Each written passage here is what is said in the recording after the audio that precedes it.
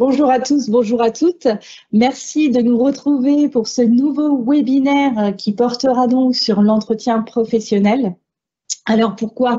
Parce qu'il nous semblait important de refaire un point sur les obligations, sur les échéances, sur surtout l'intérêt de faire cet entretien professionnel et surtout de prendre le temps de faire cet entretien professionnel.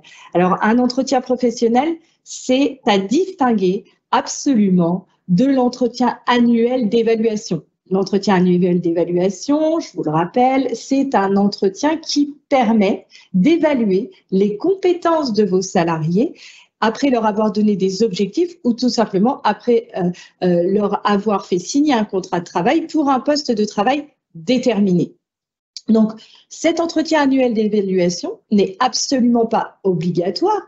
Il se déroule en principe soit en début d'année, soit en fin d'année. Et c'est ce qui le différencie de l'entretien professionnel. On le verra par la suite. Outre, effectivement, l'objectif de cet entretien annuel, c'est la date et le déroulement de cet entretien d'évaluation.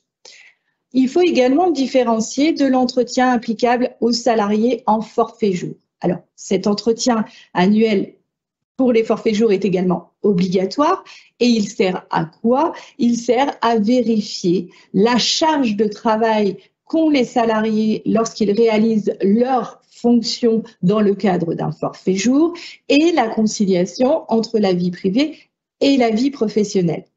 Et on peut aussi, pour terminer comme ça, évoquer la différence avec l'entretien qui est sollicité par les représentants titulaires des délégués syndicaux ou titulaires d'un mandat syndical ou d'un mandat autre municipal, départemental, régional. Ils peuvent solliciter un entretien pour voir et pour aborder justement cette conciliation entre le mandat donc évoqué et son activité professionnelle. Donc, une fois qu'on a bien mis la définition de chaque entretien et on peut aborder l'intérêt de prendre le temps de préparer cet entretien professionnel. Parce que, outre l'obligation légale qu'a toute entreprise sur la thématique d'un entretien professionnel, donc là, je le verrai plus tard, à échéance au minimum tous les 2 ans, eh bien, il faut se dire que cet outil est important pour la stratégie d'avenir de l'entreprise. En effet, il sert à quoi cet entretien professionnel? Il sert à faire le point sur les perspectives d'évolution professionnelle du salarié en matière de qualification, en matière d'emploi et de besoins en formation.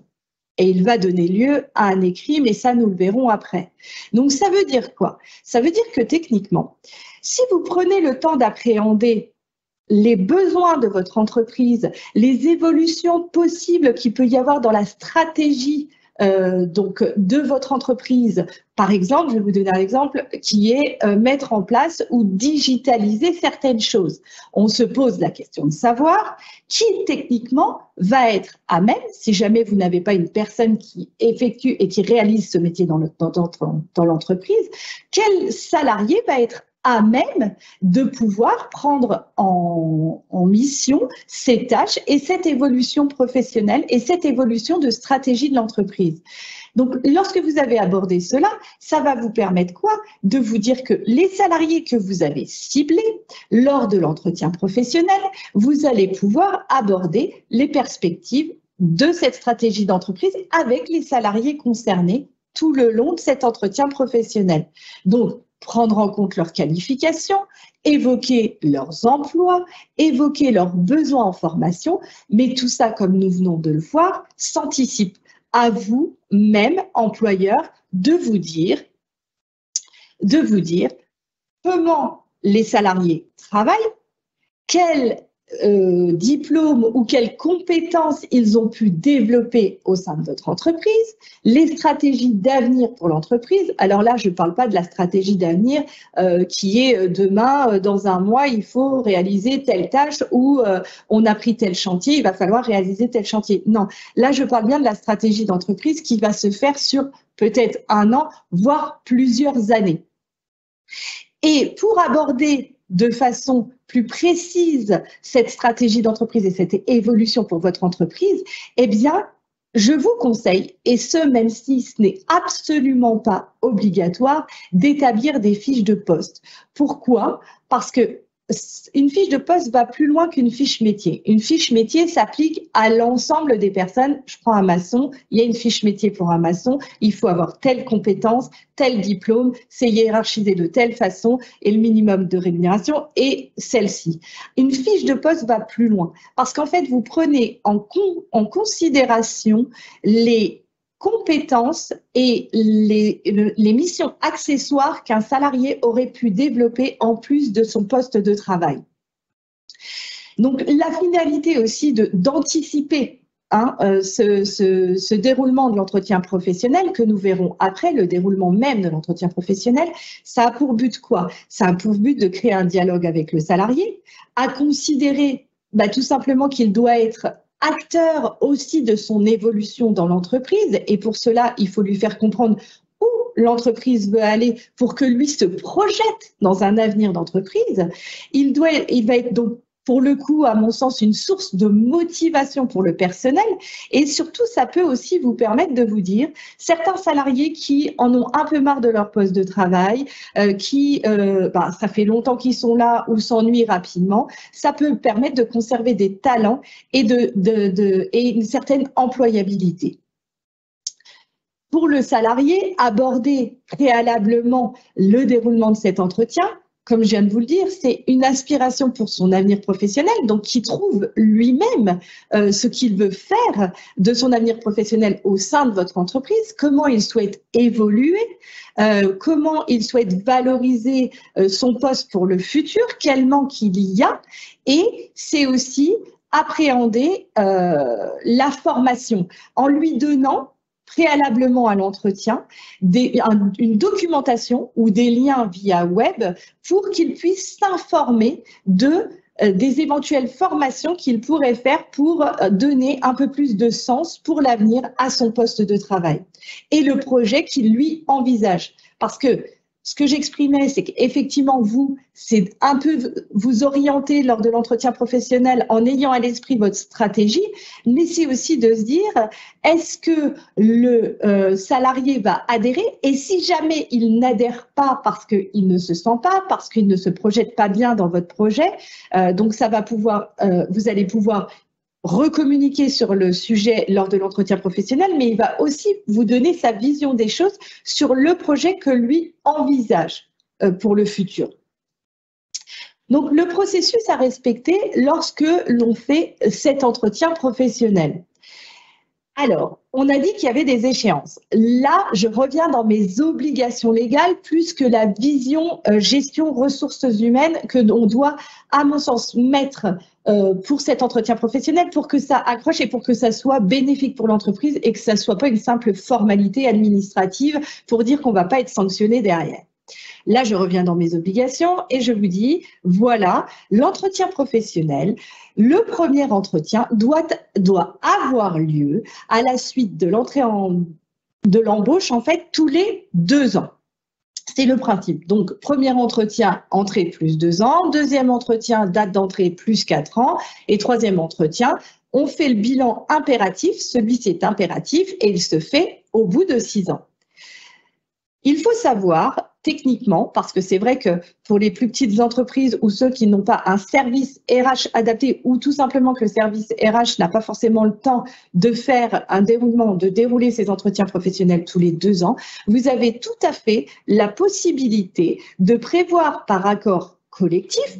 Alors, en fonction des acteurs que vous avez dans l'entreprise, soit avec les salariés simplement parce que vous n'avez pas de CSE, soit avec le CSE parce que vous n'avez pas de délégués syndicaux, soit avec les délégués syndicaux parce que là, vous avez des délégués syndicaux et il faut passer à la négociation par l'accord collectif par un délégué syndical, vous pouvez réduire les entretiens sans jamais supprimer le dernier entretien qui est le bilan des 6 ans.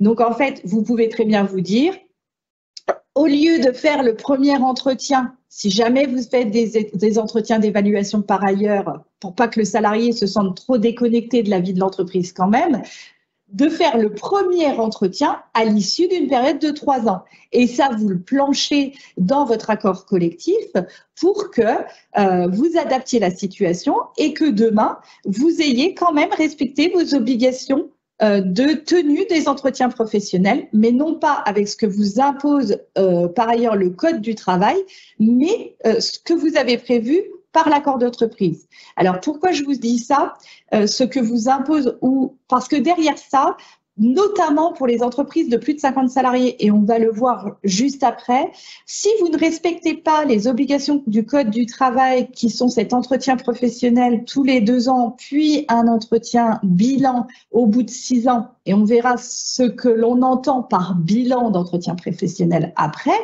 eh bien, si vous n'avez pas l'accord collectif légalement conclu, légalement déposé, eh bien, la sanction pourrait quand même exister malgré le fait que vous avez tenu 2 entretiens professionnels sur une période de 6 ans. Alors, la première obligation, on va faire un petit peu un historique sur les lois qui existent en la matière, c'est-à-dire qu'en fait, il existait des lois et divers entretiens avant 2014. Mais en 2014, c'est la première loi qui a instauré le 5 mars 2014 un entretien biennal, donc cet entretien qui est fait tous les 2 ans. Et puis, il y a eu la loi Avenir du 5 septembre 2018 qui est venue donner une précision, ou en tout cas faire évoluer cet entretien et ce qu'il doit ressortir de cet entretien. Donc, en fait, cette loi du 5 mars 2014 a fait partir le premier entretien, en principe, si d'autres n'étaient pas faits auparavant au sein de vos entreprises, a fait partir la première date comme une date d'entrée dans une entreprise, en fait, et on sait que 2 ans après, on devait tenir le premier entretien. Donc, techniquement, on a eu le 7 mars 2016, vous deviez avoir tenu votre entretien professionnel, le premier des entretiens professionnels avec vos salariés, puis ensuite, de 7 mars 2018, et l'entretien, le dernier entretien et l'entretien bilan devaient avoir lieu le 7 mars 2020. Ce qui nous a valu une évolution et une loi supplémentaire parce qu'en fait, on est tombé en plein Covid. Mais ça, je vais l'aborder de la slide d'après.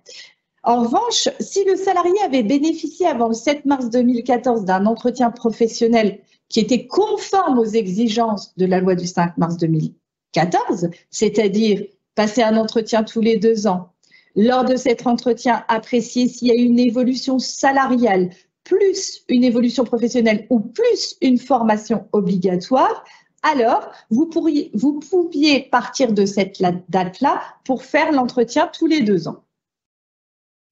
Alors, il faut savoir également que là, c'est bien défini, date d'entrée, puis tous les 2 ans, on a un entretien, mais il y a également, et il faut rajouter à cela, certains entretiens professionnels qui doivent avoir lieu à la reprise d'activité. Alors, qu'est-ce que j'entends par la reprise d'activité?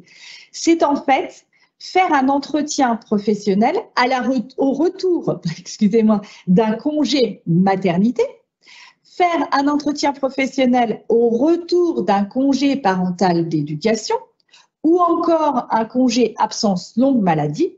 Donc, en fait, il faut savoir que lorsque vous faites un entretien, parce que le plus souvent, c'est fait par les entreprises, par les services RH, notamment dans les plus grosses entreprises, eh bien, il faut normalement le faire dans les mêmes conditions qui vont être abordées après, c'est-à-dire convoquer votre entretien, les informer sur les diverses formations ou les divers sites qui leur permettent de voir leur évolution professionnelle au sein de l'entreprise.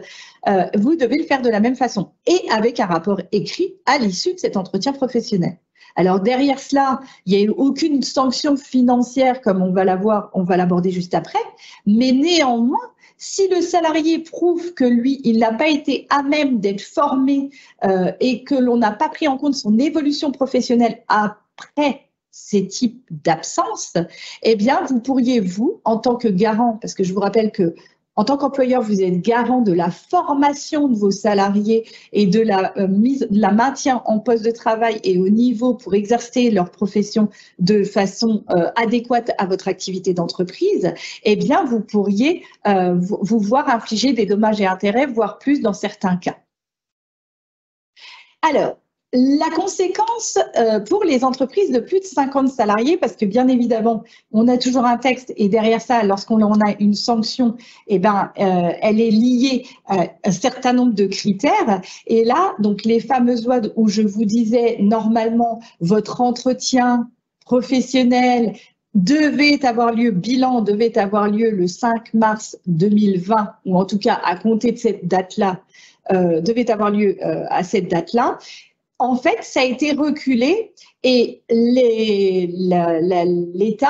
le gouvernement a décidé de dire attention, si vous n'avez pas eu une formation ou que vous n'avez pas eu une évolution salariale ou que vous n'avez pas eu tous les entretiens avant le 30 juin 2021, puisque ça a été repoussé par la crise sanitaire, alors vous allez être sanctionné par ce qu'on appelle l'abondement correctif.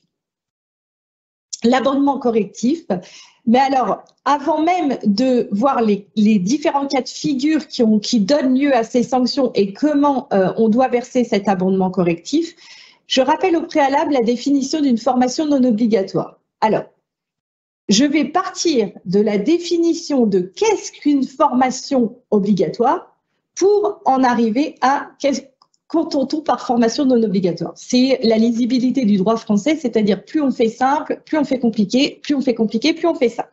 Donc voilà. Donc la formation non obligatoire, c'est ce qu'on appelle une interprétation à contrario. Le salarié doit avoir bénéficié d'au moins une formation autre que celle mentionnée dans l'article du Code du travail, qu'une action de formation qui conditionne l'exercice d'une activité, d'une fonction en application d'une convention internationale ou disposition réglementaire ou légale. Ça veut dire quoi en simple? Ça veut dire que pour votre activité professionnelle, vos salariés doivent faire des formations qui sont imposées par un décret, une convention internationale ou une loi.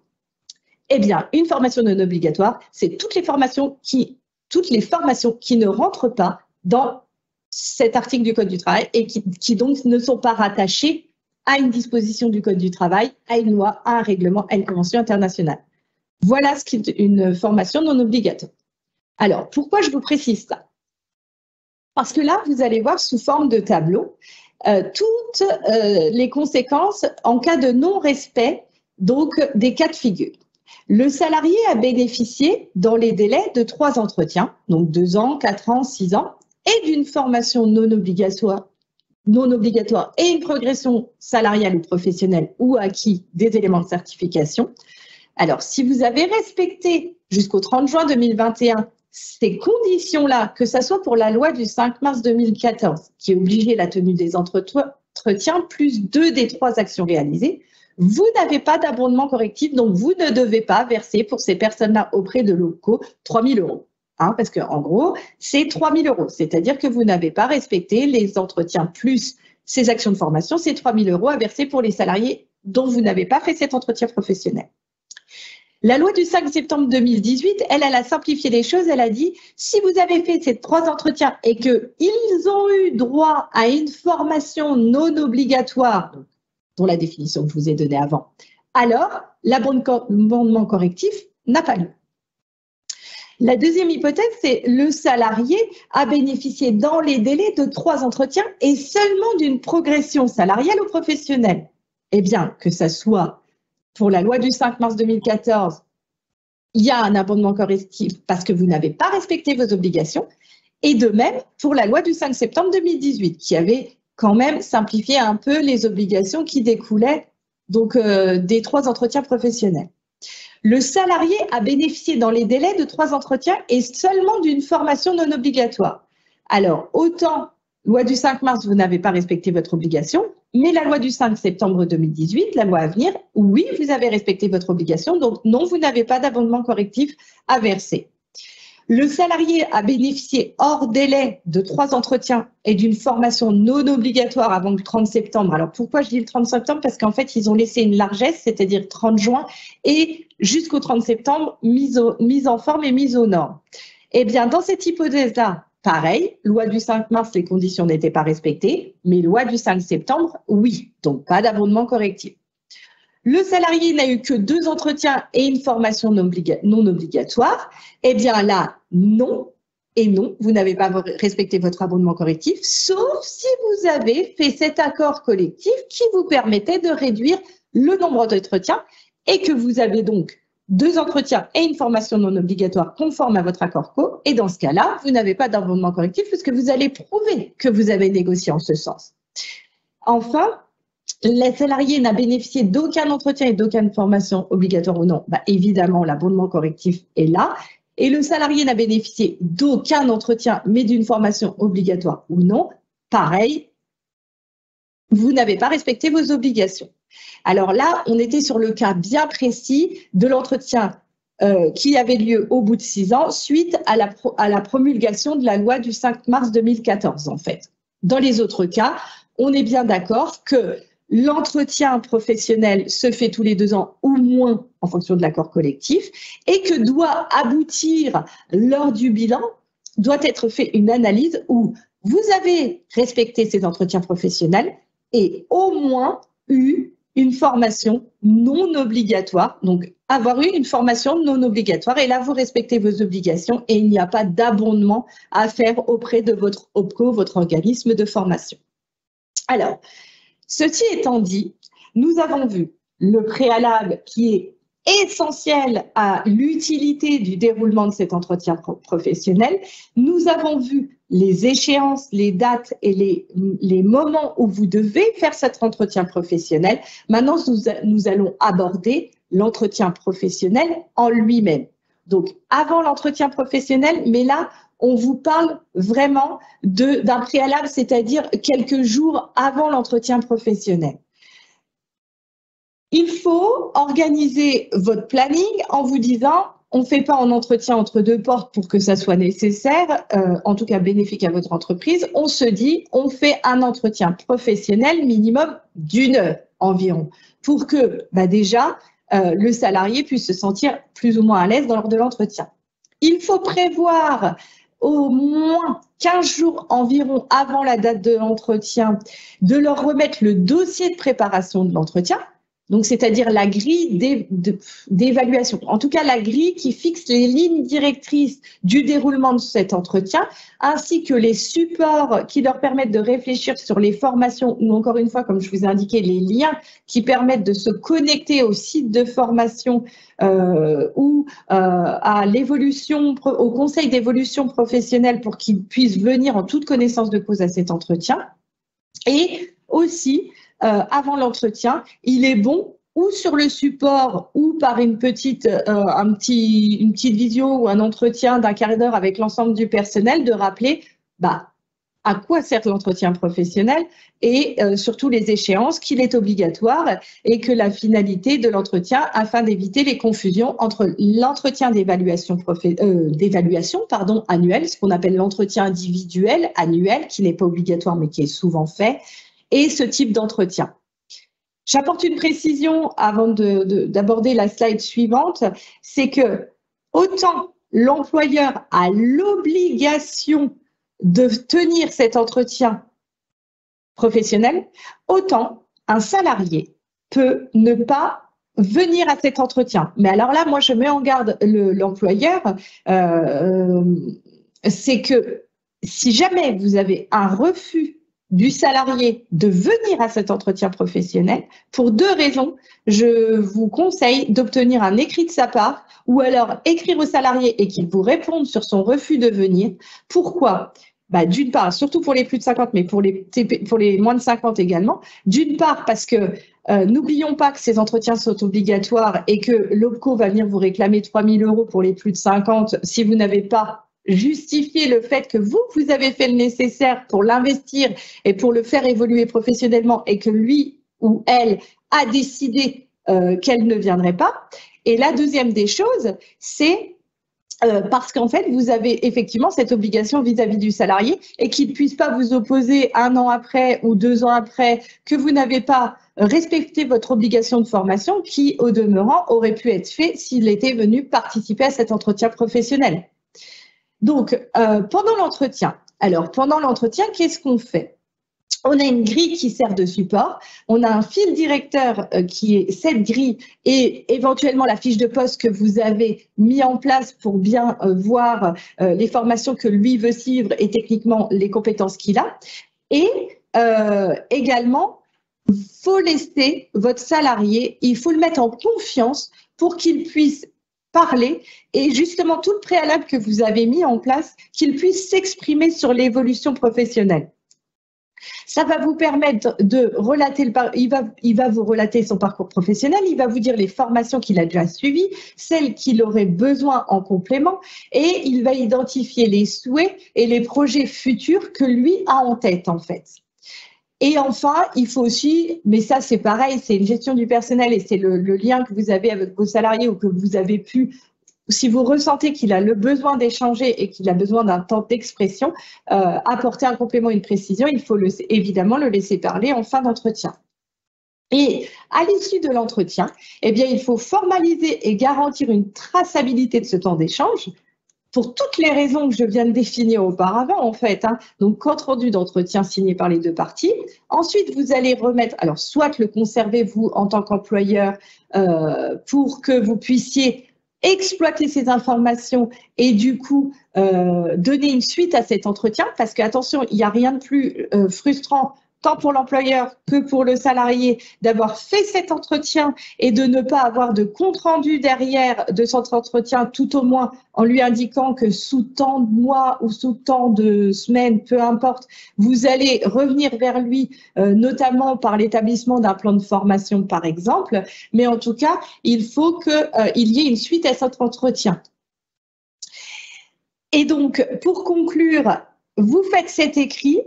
On établit un plan de formation pour que ça soit valable et que vous puissiez, vous, derrière, faire les montages et les modalités de prise en charge de ces formations une fois que le salarié et vous vous êtes mis d'accord sur l'évolution professionnelle que vous avez réussi à mettre ensemble en commun pour l'entreprise et pour le salarié.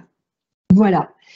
Je vous remercie de votre présence. Je vous rappelle que tous nos replays sont sur notre chaîne Exco, que vous avez aussi notre possibilité d'assistance et nos missions, les missions que nous pouvons mettre à votre profit pour vous aider, pour vous accompagner ou vous informer ou vous conseiller en la matière. Et je vais, dans les 2 minutes qui restent, demander à Inès si il y a des questions sur cette thématique. Merci Laetitia, bonjour à tous. On a 3 questions pour le moment sur cette thématique. La première concerne les apprentis. Doivent-ils bénéficier des entretiens professionnels? Alors oui, en fait, il faut savoir que tout type de contrat donne lieu à un entretien professionnel, que ce soit les CDD, que ce soit l'apprentissage, que ce soit les CDI, il faut un entretien professionnel. La seconde question concerne les documents et notamment la grille dont tu nous as parlé qui va servir de fil conducteur pour l'entretien. Combien de temps doit-on conserver ces documents? Alors, il n'y a pas de date, il n'y a pas de durée exacte, mais il faut rester logique puisque tous les 2 ans, un entretien professionnel doit avoir lieu. Donc, ça veut dire que vous avez un compte-rendu déjà tous les 2 ans et que ce compte-rendu doit servir pour le bilan des 6 ans. Et ensuite, il faut être à même de pouvoir présenter à l'administration, donc que ça soit l'ADRIST, par exemple, qui pourrait contrôler, qui est spécialisé pour la formation professionnelle, ou plus tard, peut-être, on ne sait pas, les OPCO qui viendront contrôler si vous avez respecté vos obligations. Il faut que vous ayez ce document. Donc, je dirais à minima, après le bilan, le premier bilan des 6 ans, je dirais à minima 3 ans, mais soyons logiques pour que ça ait une cohérence et un fil, comme on dit, un fil conducteur, il faut le conserver le plus longtemps possible dans les bases de données de votre entreprise.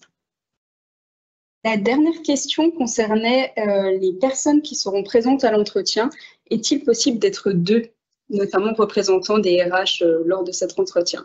Oui, alors, ce qui se dit dans les textes, c'est qu'effectivement, un RH peut être en présence, peut faire le déroulement de cet entretien, l'employeur peut le faire, mais le plus judicieux, en fait, lors de cet entretien, c'est que ce soit la personne qui, en tout cas, tout au moins que même s'il y a un RH, qu'il y ait, ou l'employeur, qu'il y ait au moins la personne qui vous connaisse et qui connaisse techniquement ce que vous faites, ce qui potentiellement peut évoluer et qui peut rebondir lorsque vous avez des questions sur la stratégie de l'entreprise et notamment l'évolution de son poste de travail ou la formation qualifiante que vous voulez lui faire faire, en fait. Merci pour tes réponses, Laetitia. Si vous n'avez plus de questions, donc écoutez, je vous souhaite un bel été à tous, professionnels et en même temps vacanciers à un moment donné, puisque les gens vont prendre du repos. Et je vous dis au mois d'octobre avec notre thématique sur les perspectives de l'évolution salariale de vos salariés, optimiser le coût pour votre entreprise. Merci à tous. Au revoir.